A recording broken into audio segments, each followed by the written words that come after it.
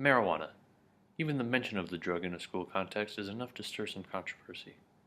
The true facts about marijuana are often misrepresented or construed by some. Many have a negative standpoint on the plant, while others have a positive point of view. Occasionally, people let their personal bias over the topic affect the representation of the facts. This is problematic for the neutral people in the argument that just want to know the facts. I have been affected both positively and negatively over this drug.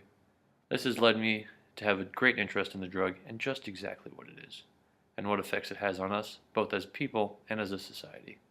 Therefore, I have researched the facts on marijuana, both from positive and negative points of view, and have come to what I think is a fair definition and connotation behind the word marijuana. Marijuana, in general, is slowly rising in popularity and usage around the nation.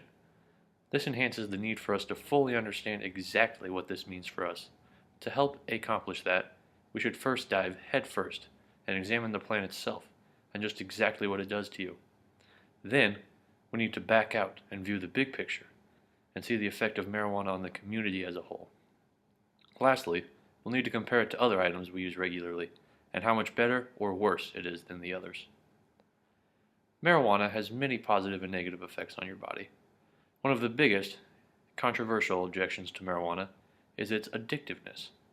According to Psychology Today, a highly acclaimed website, there have been no definitive studies to either prove or disprove that users can develop a chemical addiction to the drug.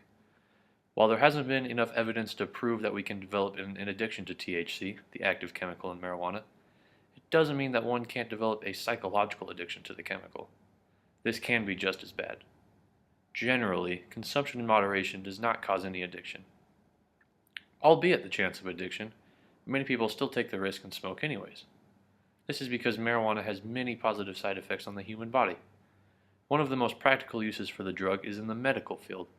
According to the 2002 report, Descriptions of Allowed Conditions Under State Medical Marijuana Laws by the U.S. Government Accountability Office, marijuana has shown to be helpful in a wide variety of patients, including those affected by Alzheimer's disease, AIDS, arthritis, cancer, and Crohn's disease, just to name a few. While marijuana has a lot of positive side effects, it also has some negative. For example, according to the U.S. Drug Enforcement Administration's online article, Medical Marijuana: The Facts, smoked marijuana contains more than 400 different chemicals, including most of the hazardous chemicals found in tobacco smoke.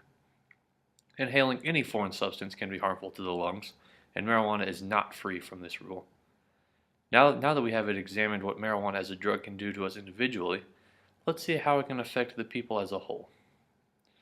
Similar to the effects it has on an individual, marijuana has both pros and cons on society. Marijuana was recently passed for recreational use in the states of Washington and Colorado. According to the Washington Post, both states are expecting an annual increase in state revenue by $67 million each. That is quite a substantial amount for one plant. Colorado plans on using the first $40 million raised by the marijuana tax to go to public school construction. There are very obvious advantages to legalizing marijuana. However, there's always a flip side to the coin.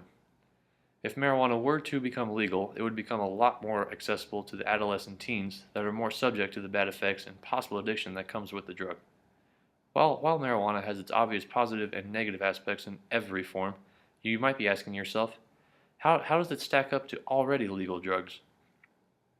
When directly compared in light to some of our everyday available drugs, marijuana doesn't seem all that relatively bad. According to the 2009 review, British Columbia Mental Health and Addictions Journal, scientists estimated that yearly tobacco-related health costs are over $800 per user, alcohol-related health costs are $165 per user, and marijuana-related health costs are on average just $20 per user. Comparatively, it costs 40 times more in health costs for tobacco smokers than in marijuana smokers. That number is just astounding.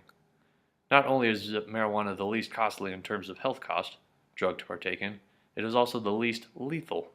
The American Journal of Preventive Medicine found that alcohol is responsible for an estimated 79,000 deaths in the U.S. alone per year. While on the other side of the spectrum, it is nearly impossible to overdose on marijuana. Studies have shown that one would have to consume anywhere from 20,000 to 40,000 times the amount of marijuana in a single joint or marijuana cigarette to overdose on weed. Strictly relative to tobacco and alcohol, marijuana is not anywhere near as bad as the former two. Marijuana has a wide variety of both positive and negative effects on both the human body and the human race as a whole. Marijuana has many effects on the human body, ranging from medical assistance in very common, serious ailments to running the risk of possible addiction and drug dependency. Apart from the personal effects of marijuana, it can also help and harm the community. While marijuana can help bring in a large amount of money from tax revenue, having it legal in the streets makes it more accessible to teenagers who are more likely to develop an addiction. However, compared to alcohol and tobacco, both legal in the United States, marijuana seems nearly harmless. In conclusion, marijuana has its pros and cons. The best way to safely enjoy marijuana is by simply abiding by one rule: moderation.